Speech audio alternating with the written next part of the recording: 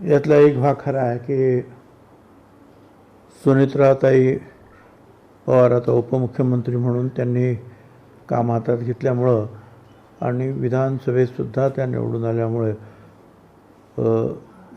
स्वाभाविकच आहे की विधानसभा सदस्य म्हणून त्यांना यापुढे राहावं लागणार आणि मग नियमाप्रमाणे त्यांना राज्यसभेचं सभासदत्व सोडावं लागतं.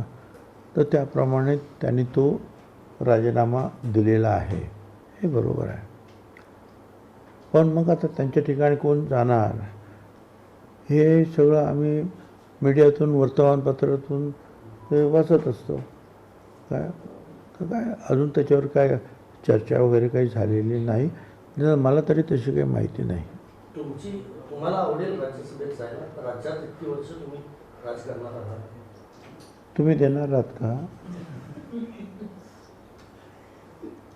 तुम्ही देणार नाही तर कशाला मला विचार आवडेल काय म्हणून? चर्चा कोण तुम्हीच करता, आम्ही चर्चा करतो? आम्ही कोणी चर्चा केली? आम्ही नाही चर्चा करत. तुम्हीच चर्चा करता, तुम्हीच नावं छापता, तुम्हीच नावं सुचवता. आता काय करणार आपण? पक्ष काय निर्णय घेईल तो घेईल.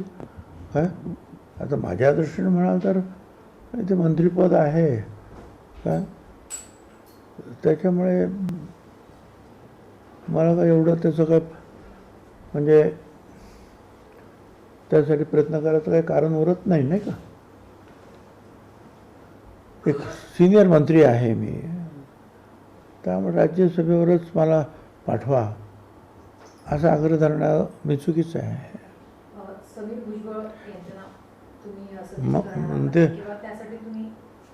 मला काय माहीतच नाही ना, अजून काही चर्चाच नाही ना कुठल्या भुजबळांचे काय. आम्ही वर्तमानपत्रातून वाचतो आहोत. तर जोपर्यंत ते फायनल होत नाही तोपर्यंत तुम्ही अनेकांची नावं छापतच राहणार आहात, सांगतच राहणार आहात. सर, आपण कोर कमिटीचे सदस्य आहात. राष्ट्रवादी काँग्रेस पक्षामध्ये सध्या अनेक महत्त्वाची पदं रिक्त आहेत. त्याच्यामध्ये आता राज्यसभेची तर चर्चा सुरूच आहे. मात्र युवकचं प्रदेशाध्यक्षपद, महिला आयोगाचं अध्यक्षपद, तर महिला प्रदेशाध्यक्षपद, मुंबई अध्यक्षपद म्हणजे 2-2.5 वर्षापासून रिक्त आहे. अशी कुठलीच पदं भरली गेलेली नाही. नाही तर 2 वर्षाचं काय तो हिशोब काय मागण्यात काय किंवा विचार करण्यात अर्थ नाही. एक आहे की ह्या सुनेत्राताई आल्यापासून नुकतीच त्यांची जी आहे निवडणूक होती, म्हणजे नवीनच त्यांनी कार्यभार हातात घेतला उपमुख्यमंत्रीपदाचा आणि निवडणुकीला त्या सामोऱ्या गेल्या. त्याच्यामुळे त्यामध्ये ते सगळे जे आहेत आतापर्यंत जे आहे गुंतलेल्या होत्या, हळूहळू त्यांनी लोक त्यांना भेटतात, ते पण माहिती घेत आहेत काय करायला पाहिजे ते.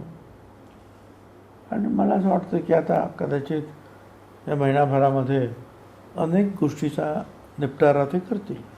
2 दिवसांपूर्वी सर पाहिजे 2 दिवसांपूर्वी मेघदूत बंगल्यावर महायुतीची समन्वय समितीची बैठक पार पडली होती, अशी एक चर्चा चालू आहे. कुठे? समन्वय समितीची कोणाच्या हो हो ती जी आहे ना की ते बरोबर आहे.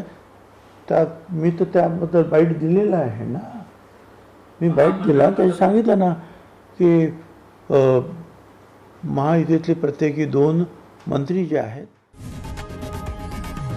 लोकशाही मराठी ऐका, पहा, जागरूक रहा.